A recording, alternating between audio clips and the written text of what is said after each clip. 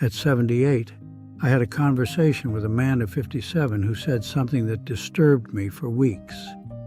He said, "I'm past the age of changing my mind about things."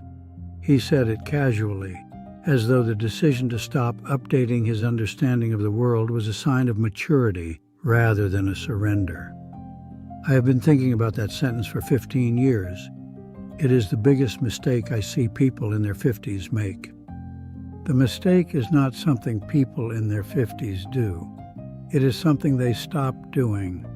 Somewhere in this decade, they decide, usually quietly, usually without noticing, that they are essentially finished becoming who they are. They stop learning new things, stop challenging old beliefs, stop being willing to change their minds. They calcify. And at 92, I can tell you, the person who stops growing in their 50s is already, in the ways that matter most, finished. I have heard some version of "I'm too old to change" from people in their 50s for decades. They say it about technology they haven't tried, about ideas that challenge things they've believed since their 30s, about different ways of doing things they've been doing one way for 30 years. They say it with a kind of finality, as though it is a statement of biological fact rather than a decision they are making in real time. It is not a fact about aging, it is a choice, and it is the most expensive choice a person in their 50s can make, because the world does not stop changing to accommodate people who have decided they're done. The economy changes, relationships change, the people around you change, medicine, science, and culture change. The person who decides in their 50s that they are past the age of changing their mind will spend the next 30 years with an increasingly outdated map of the world, and they will not understand why things keep not working the way they expect them to. The map is wrong, and they decided to stop updating it. At 69, I changed my mind about something I had believed since my late 20s. It was a belief about how people worked, why people made the decisions they made, what drove behavior I'd spent decades judging. I'd held it for 40 years. Evidence had accumulated against it for most of that time. I had found ways to dismiss the evidence. At 69, presented with enough of it from a source I trusted, I let go. It was uncomfortable. It required admitting that I had been wrong for 40 years and that this wrongness had affected how I treated people, family, colleagues, friends, across the whole of my adult life. But I let go. And what followed was 20 years of better relationships, better understanding of the people around me, better navigation of difficult situations.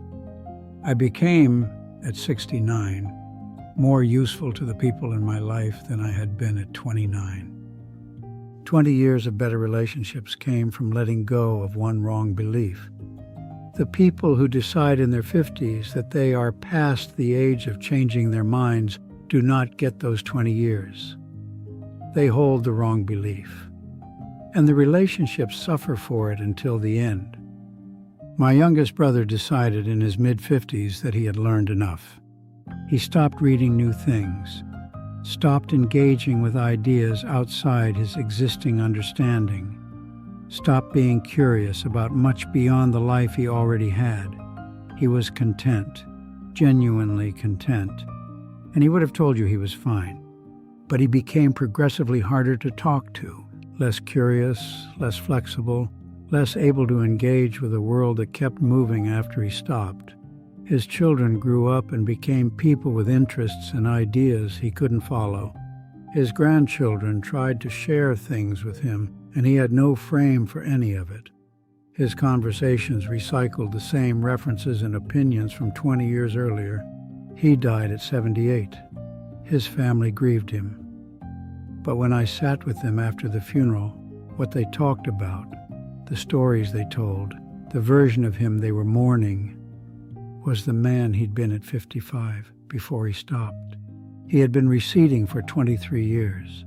They were mourning someone who had, in important ways, already been gone for a long time. This is what stopping costs. not in some distant, abstract way, in the specific daily texture of the relationships closest to you. At 84, I taught myself to use a computer, not grudgingly, not because someone made me, because there were things I wanted to do, and a computer was the tool for doing them, so I sat down and learned it. People my age thought I was remarkable. Some of them said so directly. I did not find it remarkable. I found it ordinary, the natural behavior of a person who had not yet decided they were done. They had decided that at some point, 61 perhaps, 68. Somewhere in their 50s or 60s, they had drawn a line, knew things on this side, me on that side. And they had stayed where they were. I had never drawn that line. I had never made the decision to stop. That is all that separated me from them at 84. Not unusual intelligence or exceptional talent, just the absence of a decision they had made and I hadn't. The capacity to learn doesn't disappear at 55. It doesn't disappear at 65 or 75 or 84. It disappears when you decide it has, and then confirms your decision by not being used any further. At 92, I am still figuring things out. Not everything. Not the enormous questions I worked on in my 40s and 50s. But things I thought I understood now look slightly different from a new angle. Something I believed settled turns out to have a dimension I hadn't considered. Someone says something, a grandchild, a doctor, a stranger, and it shifts something I thought was fixed. I do not find this unsettling. I find it the most reliable sign that I am still actually alive.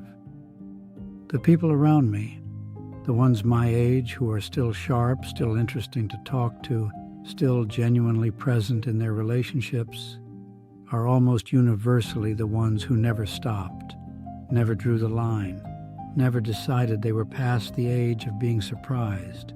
And the ones who stopped, in their 50s, wherever they drew the line, I can see the difference, not in their bodies, in their eyes, in the conversations. They are maintaining a position. They are no longer discovering one. That is the mistake. Not that they stopped knowing things, that they stopped finding out. I am 92 years old and I am still figuring things out. I hope you are too. The moment you decide you are finished becoming who you are, that you are past the age of changing your mind, past the age of learning something new, past the age of being wrong about things you've believed for 30 years, that is the moment you begin slowly to disappear. Your family will feel it first, then your friends, then you. You are in your 50s. You have, if you stay curious, 30 or 40 years left in which you can still surprise yourself and the people who love you. Don't draw the line yet. Don't disappear in your 50s. You have too much left to find out.